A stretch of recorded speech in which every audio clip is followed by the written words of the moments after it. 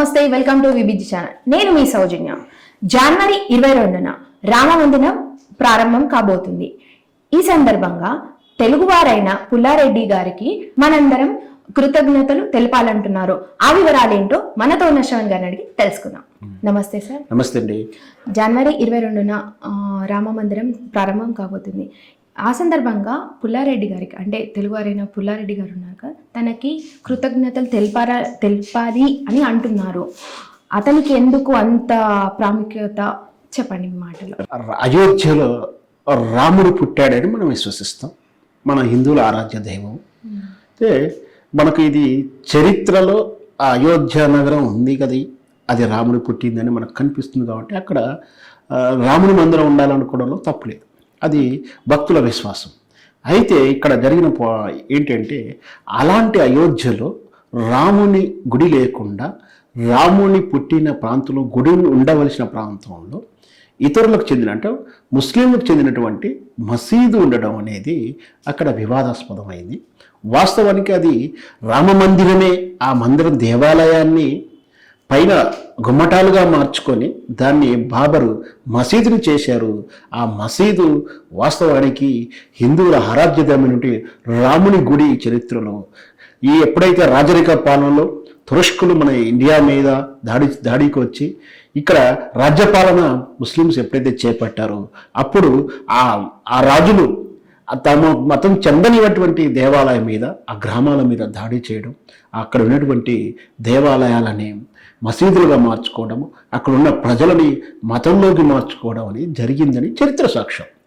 So కానీ కొంతవరకు మార్చుకోగలిగారు, కానీ ప్రజలందరూ కూడా మతం మారలేదు.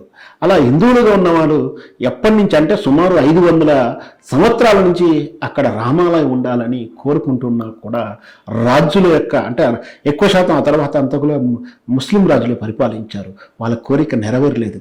అయితే ప్రజాపాలన వచ్చిన తర్వాత, అంటే ప్రజాస్వామ్యం వచ్చిన తర్వాత 1947 తర్వాతనైనా ఆ ప్రయత్నం జరిగిందా అంటే, ఆ ప్రయత్నం జరుగుతున్నప్పటికీ ఆ చట్టాల రూపంలోనూ సెక్యులర్ భావజాల రూపంలో దాన్ని తటస్థంగా ఉంచడానికి ప్రయత్నం చేయడం, తరచూ హిందువులు దాన్ని ఆ మందిరాన్ని అక్కడ ఏదైతే మసీదు కట్టడం చెప్పబడుతుందో దాన్ని కూల్చివేయడానికో నిర్మూలించడానికి ప్రయత్నం చేయడం, లేదా ఆ ప్రదేశంలోకి వెళ్ళి హిందువులు పూజ చేయడానికి ప్రయత్నం చేయడం తరచూ జరుగుతూనే ఉన్నా అక్కడ చిలికి గాలి అనవడం, వివాదాలు అనడం, అది కోర్టుకు వెళ్ళడం జరిగింది.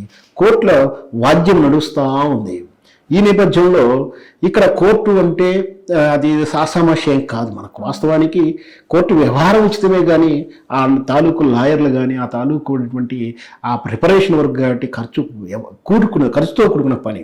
సో దానికి వాస్తవానికి ఈ రామమందిర నిర్మాణానికి విశ్వ హిందూ పరిషత్తు భుజాన వేసుకుని నడిపిస్తున్నప్పుడు, ఆ తర్వాత భారతీయ జనతా పార్టీ తరఫున అద్వానీ గారు కూడా రథయాత్ర ప్రారంభించడం, అప్పటి నుంచి ఈ రామ మందిరం యొక్క ఉద్యమం తీవ్రత మారింది. అయితే ఒకవైపు ఈ కార్యాచరణ ప్రజల్లో ఉన్నటువంటి అవేర్నెస్ చేసుకుంటూ భక్తుల నుంచి కర్యోన్ముఖులు చేయడము, ఇదంతా ఒక రకంగా రాజకీయ ఎజెండాగా నడుస్తున్న న్యాయ పోరాటం కోర్టులు చేయాల్సిన బాధ్యత ఉన్నది. ఎందుకంటే కోర్టు వివాదంలో ఉంది కాబట్టి కోర్టే చెప్పాల్సిన అవసరం ఉంటుంది. ఆ కోర్టే ఈరోజు తీర్పు ఇవ్వగలిగింది కాబట్టి మనం రామమందిరం కట్టుకోగలుగుతున్నాం.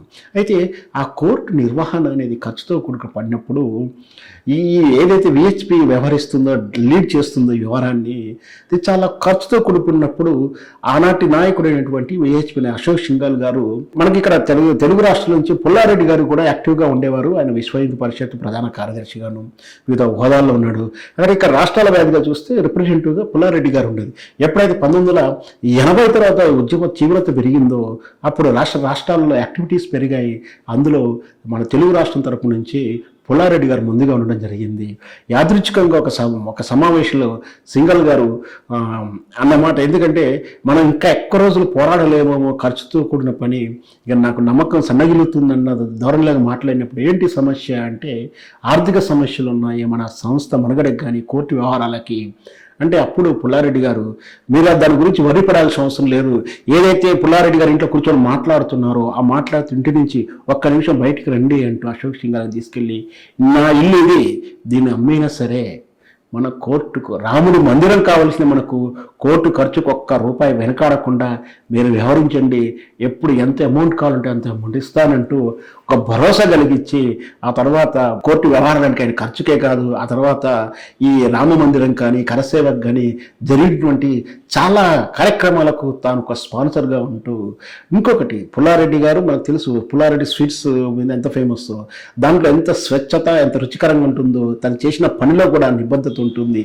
కాబట్టి అతను చేసినటువంటి ఈ సహాయం వల్లనే కోర్టులో మనం మనుగడ సాగించగలిగాము, వాదనలు వినిపించగలిగాము.